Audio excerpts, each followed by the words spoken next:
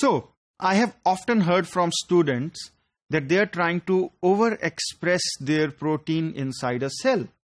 And once it gets overexpressed, then it starts to make inclusion bodies.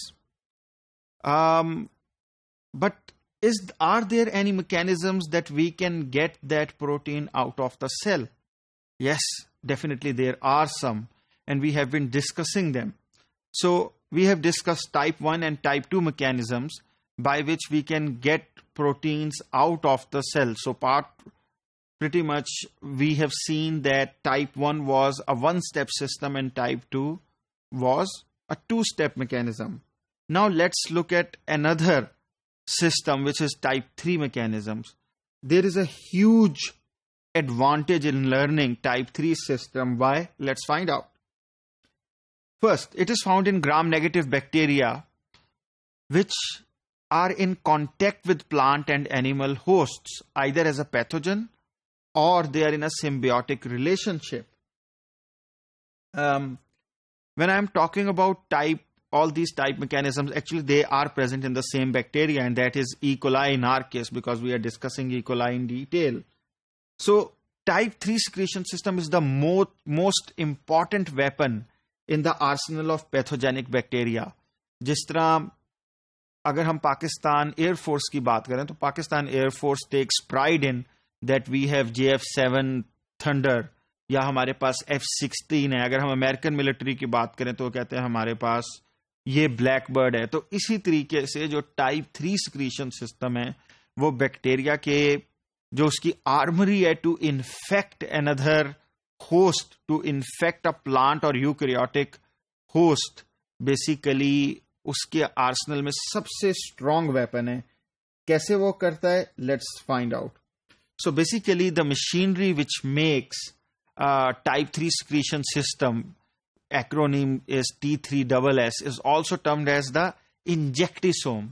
So this system basically comprises of a protein appendage, bacterial, you can term it as bacterial needle, which act as a sensor to detect eukaryotic cell and act as a needle to infect them. Basically आप लोगों ने टीका देखा होगा जिस तरीके से injection लगाया जाता है. आपके पास नेचर में ये एक वंडरफुल एग्जाम्पल है कि बेसिकली ये सिस्टम बिल्कुल टीके की तरह होता है. एक बैक्टीरियल नीडल फॉर्म होती है और वो नीडल उस पर्टिकुलर बैक्टीरिया के सेल वॉल और सेल मेम्ब्रेन को क्रॉस करके बाहर आपको नजर आती है और उसके थ्रू वो एक होस्ट में जाके अपना डीएनए इंजेक्ट कर देता है. जिस तरह हम बैक्टीरियोफेजेस में देखते थे ना, बैक्टीरियोफेजेस जाते थे और एक सेल के ऊपर डॉक करते थे और अपना डीएनए इंजेक्ट कर देते थे. हम लोगों ने लेकिन ये डिस्कस नहीं किया था कभी कि वो अपना डीएनए कैसे इंजेक्ट करते हैं. बेसिकली वो कोई पोर ढूंढते हैं, वो कोई ऐसा पोर ढूंढते हैं जिसके थ्रू वो डीएनए एंटर करा सकें.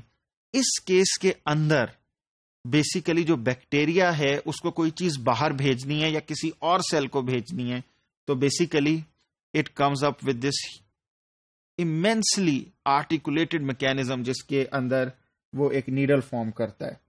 If you look at this particular image then you can see कि ये जो ऊपर आपको दो थोड़े रगड़ नजर आ रहे हैं, let me draw for you for a bit of clarity. ये जो है ना, दीज आर दोज नीडल्स. और जब प्रोटीन आएगी तो I am gonna change its colour so that it is more clear to you. तो प्रोटीन जब यहां से आएगी तो वो बड़े आराम से ट्रेवल करके ना अगले सेल के अंदर चली जाएगी. Now this is a transmission electron microscope image of such needles. आपके पास छोटे छोटे बैक्टीरिया हैं और उससे लिटरली ये जो नीडल्स हैं आप ये देख सकते हैं, ये बिल्कुल रॉकेट की तरह लग रही हैं. लेट मी शो यू कि ये नीडल कैसी होती हैं देखने में. तो if you look at this structure, ये लोग इनर मेम्ब्रेन को, पेप्टाइडोग्लाइकन को और आउटर मेम्ब्रेन को स्पैन कर रही हैं. और आपके पास जो बीच में कनेक्टर है और आउटर मेम्ब्रेन रिंग है उससे बिल्कुल एक प्रोटीन की इतनी बड़ी नीडल निकल रही है और जो टिप है वो बेसिकली जाके होस्ट सेल मेम्ब्रेन को रप्चर करके उसके अंदर दाखिल हो जाती है. बेसिकली अब आपके पास थोड़े डिफरेंसेस आते हैं. मसलन if we look at all the injectisomes, They are comprised of a series of basal rings that span the bacterial inner and outer membranes connected to a hollow needle in Yersinia. Yersinia वो bacteria है जिसने black plague cause कराई थी. तो ये जो hollow needle है, basically कुछ नीडल्स ऐसी हैं जो हॉलो हैं, कुछ मोर फिलामेंट लाइक है और कुछ पिलाई की तरह एक्ट करती हैं. If there is something which is pili like, तो वो जिस तरह हमने पहले स्नूकर रॉड की बात की थी, स्नूकर क्यू की बात की थी कि उस तरह प्रोटीन को ट्रांसफर करती हैं, तो वो मैकेनिज्म होगा. लेकिन let's look at in this particular image. आप देख सकते हैं कि एक बैक्टीरियल सेल कुछ प्रोटीन्स को अगर ट्रांसफर करना चाहे तो इस हॉलो नीडल के थ्रू बड़े आराम से ट्रांसफर कर सकता है. And each structure is tipped with a translocation pore that is inserted into a plasma membrane of the target cell.